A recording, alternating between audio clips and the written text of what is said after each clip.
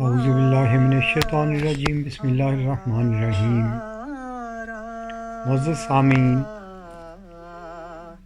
اگلے ماہ جولائی میں جماعت احمدیہ اصلاح پسند کا جلسہ سالانہ ہوگا۔ اس جلسہ سالانہ کی ایک اہمیت ہے کیونکہ اس میں ہستی باری تعالیٰ کے بارے میں علمی رنگ کے عام طور پر مضامین ہوتے ہیں۔ علمی رنگ اس وجہ سے میں کہہ رہا ہوں کہ انسان جس ہستی کی تلاش میں ہے، اس کی فطرت میں جس ہستی کی تلاش ہے، اس کی تسکین ماضی میں ہم اور وجوہات کی وجہ سے بھی دیکھتے ہیں، جس میں قبولیت دعا، معجزات اور پیش گوئیوں کا پورا ہونا،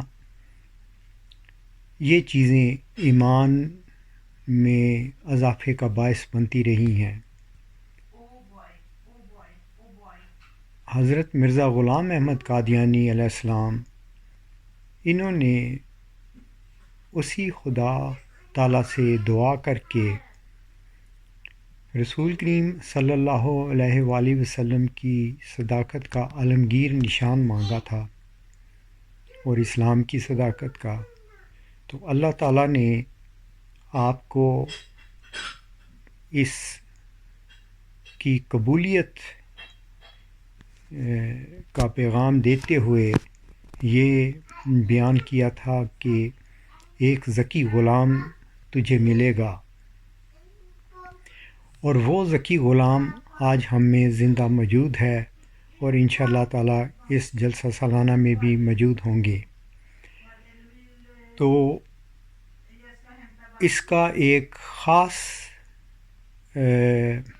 مقصد اس رنگ میں نمایاں ہے کہ علمی رنگ میں دلائل دیے جاتے ہیں، اور یہ پیش گوئی میں بھی مذکور تھا کہ اللہ نزل من السماء، یعنی ایسے علمی دلائل دیے جائیں گے کہ اللہ تعالیٰ کی ہستی گویا ہم اپنے پاس پائیں گے۔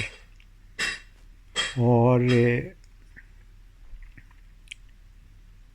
یہی چیز جو آپ کو حضرت مسیح علیہ السلام کو غیب سے خبر دی گئی تھی کہ وہ فتح اور ظفر کی کلید ہوگا، اور اللہ تعالیٰ نے اپنی ہستی کی دلیل اس کلید میں دی تھی، ورچو از گاڈ۔ تو تمام حضرات سے یہ درخواست کی جاتی ہے کہ وہ ان تقاریر کو ضرور سنیں، اور جس کو توفیق ہو وہ اس جلسہ میں بھی شامل ہو۔ انشاءاللہ تعالیٰ اس ہستی جس کی تلاش کے لیے سب انسان پیدا کیے گئے ہیں، اس کے بارے میں بہت سی علمی معلومات اس کو اس جلسہ سالانہ میں ملیں گی۔ اللہ تعالیٰ ہم سب کو ہدایت دے اور اپنے ہستی کا ادراک کروائے، آمین۔ Dear MD brothers and sisters, if all your honor on this earth is lost, God will give you honor in heaven that shall never wane. Therefore do not leave him, whatever you may have to go through. You are bound to be persecuted in diverse ways, and many of your hopes will be denied to you. But in such cases you should not grieve, for the Lord your God shall put you through trials to test whether or not you remain firm. If you desire that the angels in heaven should sing your praises, then take the beatings that many people shall give you, and rejoice. Hear abuse and give thanks to the Lord. Experience disappointments, but do not break away from him. You are the last people of God. Practice the good to an extent where it reaches its highest perfection.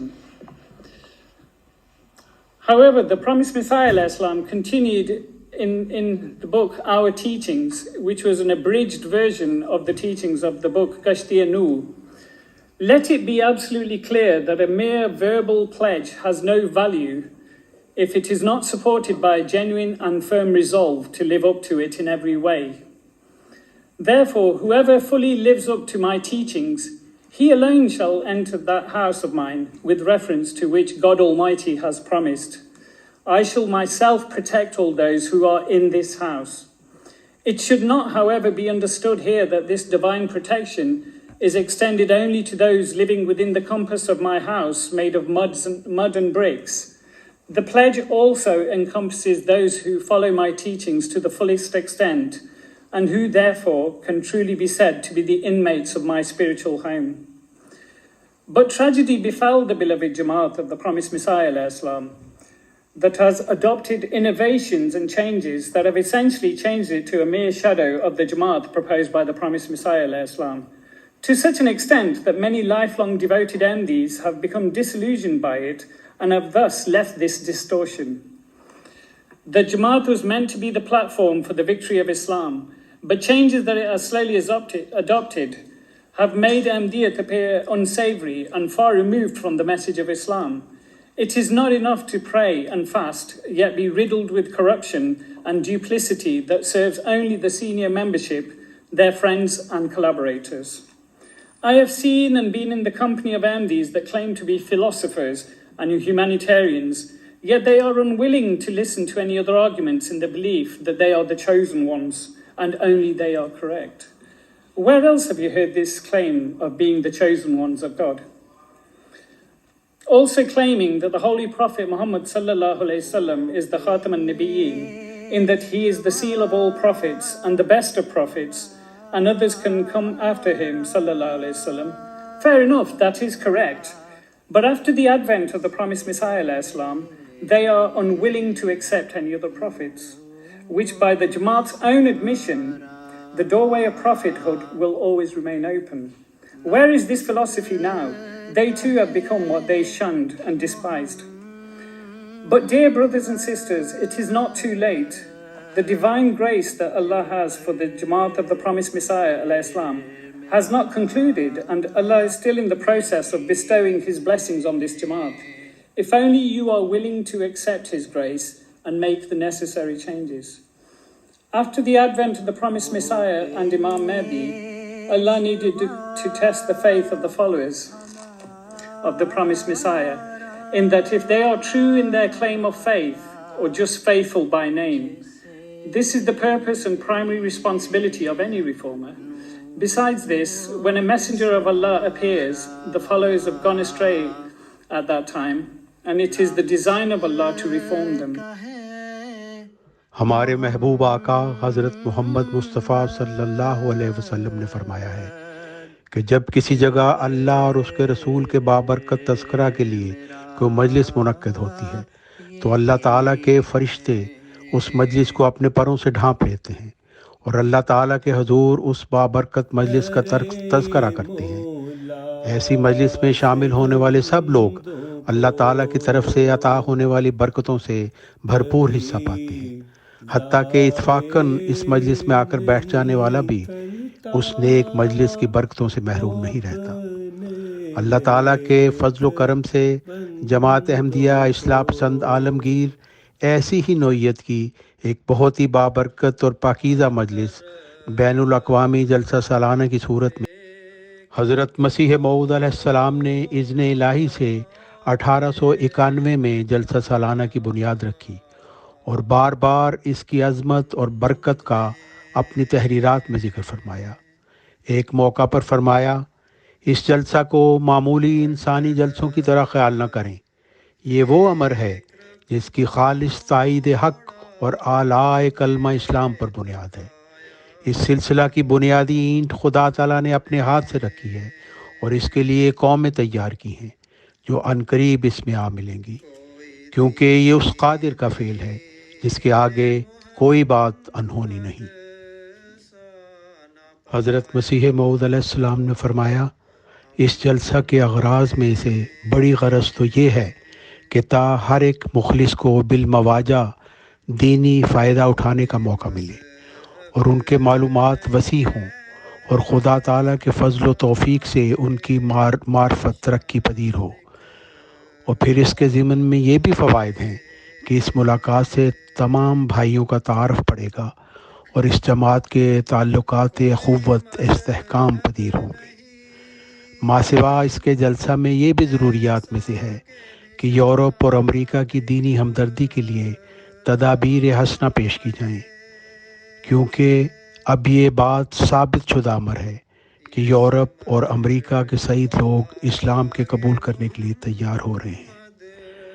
مزید فرمایا کہ اس جلسہ سے مدعا اور اصل مطلب یہ تھا کہ ہماری جماعت کے لوگ کسی طرح بار بار کی ملاقاتوں سے ایک ایسی تبدیلی اپنے اندر حاصل کر لیں کہ ان کے دل آخرت کی طرف بکلی جھک جائیں اور ان کے اندر خدا تعالیٰ کا خوف پیدا ہو اور وہ زہد اور تقوی اور خدا ترسی اور پرہیزکاری اور نرم دلی اور باہم محبت اور مواخات میں دوسروں کے لیے ایک نمونہ بن جائیں اور انکسار اور تواضع اور راست بازی ان میں پیدا ہو اور دینی مہمات کے لیے سرگرمی اختیار کریں۔